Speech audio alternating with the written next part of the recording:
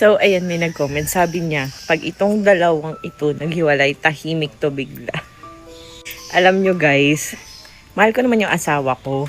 Pero kung, for example, maglolo ko siya or iiwan niya ako, depende na sa kanya yun. And sa ganda kong to, hindi to para maghabol. Charis. Ayan. Ayan, buntis na naman si Buntis.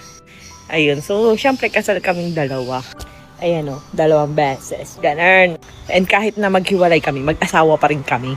And syempre, lagi nga sinasabi ng asawa ko sa akin, nangako kami sa harapan ng Diyos. Kaya, tas hindi daw niya ako kayang lokohin. Nangako kami sa harap ng Diyos. And hindi daw niya kayang saktan yung mga bata. At kung gagawin niya, alam niyo, kaya ako, hindi ko talaga yung sasabihin na chine-check yung phone niya or pinaghigpitan siya kung saan siya pumunta. Pero siya na mismo yung gusto lang lagi sa bahay kasama kaming pamilya. And ayun, alam namin yung password ng isa't isa.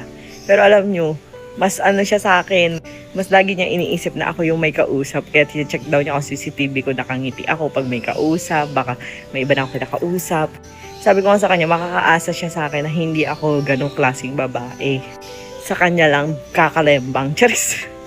Ayan, malapit na tayo mga anak. Hindi ko alam bakit may mga ganitong tao, parang masaya sila na maghiwalay ang isang tao. Like, hindi nyo ba naranasan yung ganitong life? Yung ganito kasaya na ang sarap gumising sa umaga kasi nandiyan yung asawa mo, inaasikaso ka, nandiyan yung mga anak nyo, ganun. Huwag na kayo magbitar sa buhay. Ayan, makikita nyo rin yung mga taong para sa inyo. And sabi nga, ang isang tao, kung maglolo ko, hindi kailangang bantayan, hindi kailangang paghigpitan. Kasi kahit anong higpit mo sa tao, kung kasal na kayo, lolokohin ka, di lolokohin, wala tayong magagawa dun. Pero ayun, sa ngayon, ang sarap sa pakiramdam, itrato ng tama. Itratong princess, gano'n. Princess Sarah, sa tasa, gano'n. So yun nga, pupunta ko ngayon doon sa garden kasi nag-garden yung asawa ko dahil alam niya gusto ko yung mga tanim-tanim kasi tinatamad ako kasi siguro buntis ako.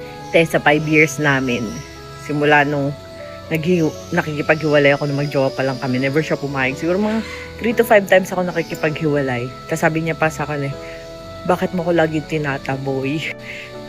Di mo ba alam, ang sakit sa pakiramdam yan. Never siyang nakipaghiwalay sa akin. As in, sa 5 times halos na nakipaghiwalay ako, magjowa pa lang kami. Siya yung laging gumagawa ng way para hindi matuloy. So, never kami naghiwalay simula nung naging kami niyan. Pero, simula nung mag-asawa kami, never kami niya nag-aaway or yung sasabihin na, maghiwalay na lang tayo. Walang ganun. As in, super ganda ng relationship namin bilang mag-asawa. Masasabi ko, super perfect talaga. Kainggit, no? Huwag ka na mainggit. Okay lang yan. Ayan.